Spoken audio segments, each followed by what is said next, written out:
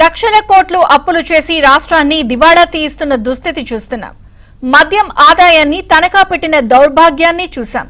సచివాలయాన్ని తాకట్టు పెట్టి రుణాలు తీసుకోవడాన్ని చూశాం. కానీ నిరుద్యోగులు కట్టిన ఫీజులను ఓ ప్రభుత్వం దాచిపెట్టుకోవడం ఎక్కడైనా చూశారా? దేశంలో మరే ఇతర రాష్ట్ర ప్రభుత్వమైనా ఇలా చేస్తుండదు. ఆంధ్రప్రదేశ్ లో కూడా గతంలో ఏ ప్రభుత్వము ఇంతలా కక్కుర్తి పడలేదు. కానీ జగన్ ప్రభుత్వం మాత్రం నిరుద్యోగులు కట్టిన పరీక్ష ఫీజులను దాచిపెట్టుకుంది. అసలే డబ్బులు లేక కటకట్లాడుతున్నాం అనుకుందో ఏమో. టెట్ కోసం అభ్యర్థులు కట్టిన ఫీజులు వెనక్కిస్తామన్న ప్రభుత్వం ఆ మాట మర్చిపోయింది. కాదు మర్చిపోయినట్టు నటిస్తోంది. తర్వాత ఇద్దాంలే అన్నట్టు నిర్లక్ష్యంగా వ్యవహరిస్తోంది.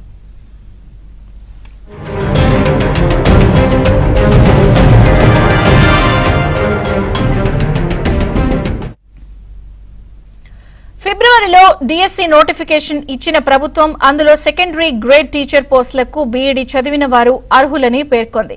గతేడాది ఎస్జీటీ పోస్టులకు డీఈడీ అభ్యర్థులు మాత్రమే అర్హులని రాజస్థాన్ కేసులో సుప్రీంకోర్టు తీర్పు వెలువరించింది. జగన్ ప్రభుత్వం ఆ తీర్పుకు విరుద్ధంగా బీఈడీ వారిని అర్హులను చేసింది.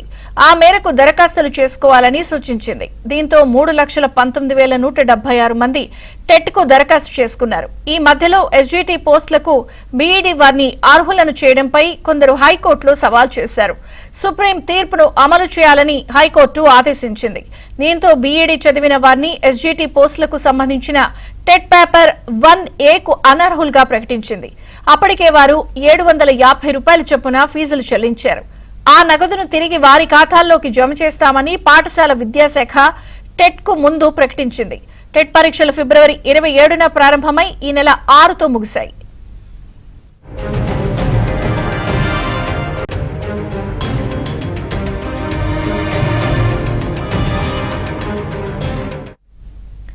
టెట్ ప్రారంభానికి ముందే ఫీజులు వెనక్కి ఇస్తామన్న పాఠశాల విద్యాశాఖ పరీక్షలు అయిపోయినా ఇంతవరకు వాటిని తిరిగి జమ చేయలేదు.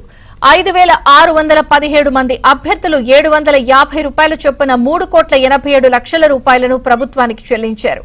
వారి డబ్బులు వారికి ఇవ్వడానికి పాఠశాల విద్యాశాఖ మీనమేషాలు లెక్కిస్తోంది. అయితే డబ్బులను ప్రభుత్వం వాడుకుంది అనే ప్రచారం జరుగుతోంది. అందుకే అభ్యర్థులకు వెనక్కి ఇవ్వలేదు అన్న అనుమానాలు వ్యక్తమవుతున్నాయి.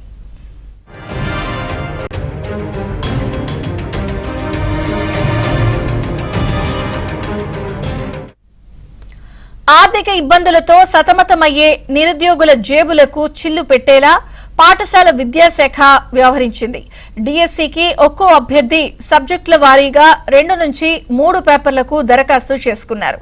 ఒక్కో పేపర్కు 750 రూపాయల చొప్పున 2,000 రూపాయలకు పైగా చెల్లించారు. ఆన్లైన్లో దరఖాస్తు వివరాలు నమోదు చేసి నగదు చెల్లిస్తే అభ్యర్థులకు ఐడి నెంబర్ వస్తుంది. కానీ డిఎస్సి వెబ్సైట్ అనేక మందికి నగదు చెల్లించిన ఐడి నెంబర్లు జనరేట్ చేయలేదు. దీంతో చాలా మంది 2 సార్లు, కొందరైతే 3 సార్లు కూడా దరఖాస్తు చేసుకున్నారు. ఐడి నెంబర్ జనరేట్ కాని సందర్భాల్లో చెల్లించిన నగదు తిరిగి అభ్యర్థుల ఖాతాల్లో జమ కావాలి. కానీ ఇంతవరకు ఒక్క రూపాయి కూడా తిరిగి రాలేదు. దీనిపై టోల్ ఫ్రీ నెంబర్కు ఫోన్ చేస్తే పాఠశాల విద్యాశాఖ అధికారులు స్పందించడలేదు. నిరుద్యోగుల నుంచి 2,000 రూపాయల చొప్పున ప్రభుత్వం అన్యాయంగా తీసుకుందని అభ్యర్థులు ఆవేదన వ్యక్తం చేస్తున్నారు. అసలు ఆ డబ్బులు ఇస్తారో లేదో కూడా చెప్పడం లేదని అంటున్నారు.